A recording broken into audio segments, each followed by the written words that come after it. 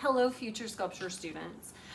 So when we use our wheel, we want to make sure that it's going counterclockwise, and we want the clay to move past our fingers so that we smooth the clay out as it goes by, instead of the clay coming towards our fingers and then we accidentally gouge it and mess up our piece. All right, so let's begin. You're gonna take your wedged ball of clay, and you want to, I like to stick it to a dry wheel head. Some people get them wet and then stick the clay in, but I find that my clay moves around on me, so I don't want that to happen. So I'm just gonna put it on there and kind of beat it down so it's like a little hockey puck. Now I'm gonna center it. Has anybody tried this before? It ain't easy, friends. This is gonna take you a long time. This is why you want the 2 weeks of making cylinders, is to also practice centering. So you can't really center with wet clay or with dry clay. You want to put some water on there. But the whole concept of this is I'm taking this hand and pushing inward, and I'm taking this hand and pushing down so that I create a little hockey puck, okay? I don't want to let this clay push me around. I'm telling it where I want it to go, and I want it to be right in the middle. Also, you need stability when you do this, so you're gonna put your hands like on your elbows or brace them on the tray, something. You need to like help use your body to not let that clay push you around. Okay, so let's do this. So I'm going to press down and in. See how it's centered pretty quick?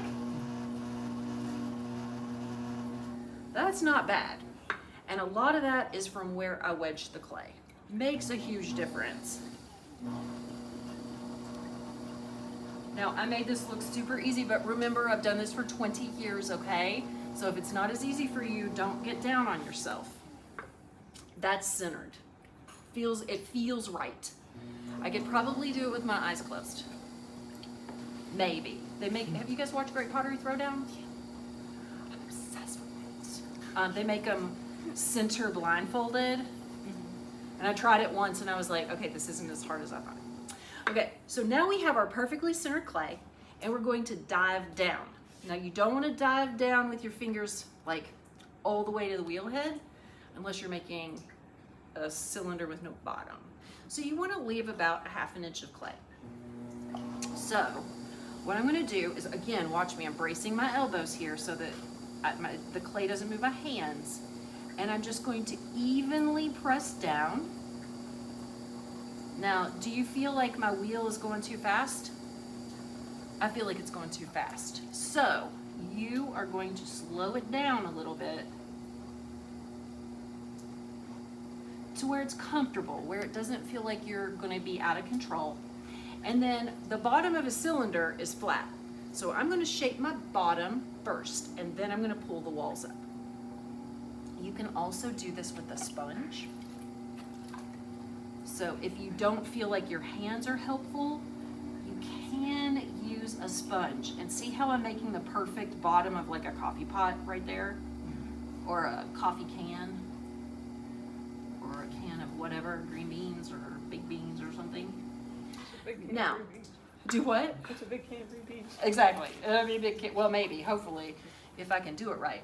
So now, a fun trick. Where's my needle tool? Do you guys see it?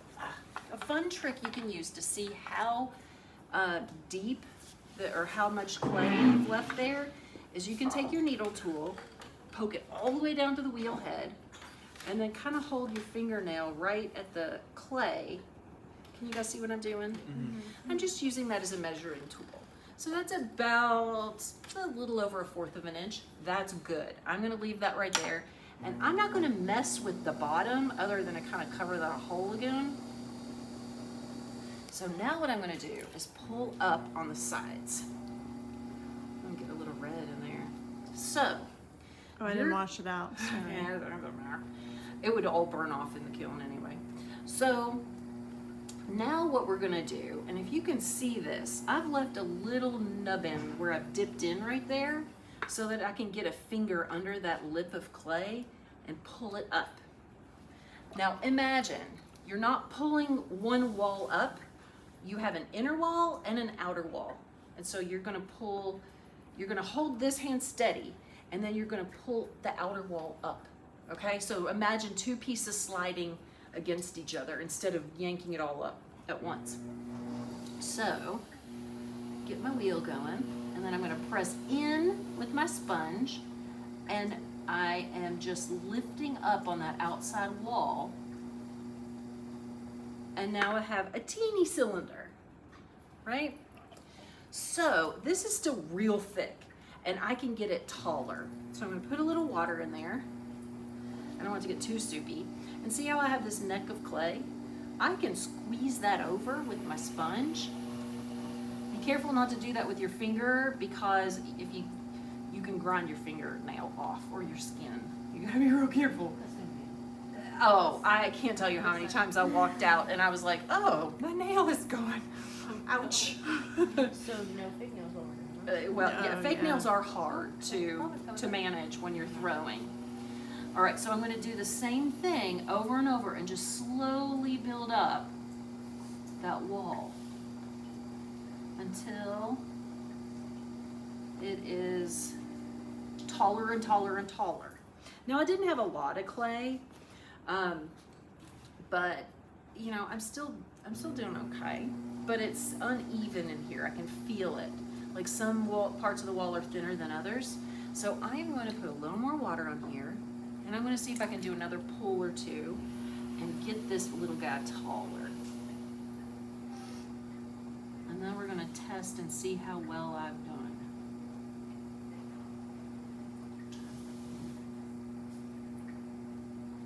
All right, so that's not too bad.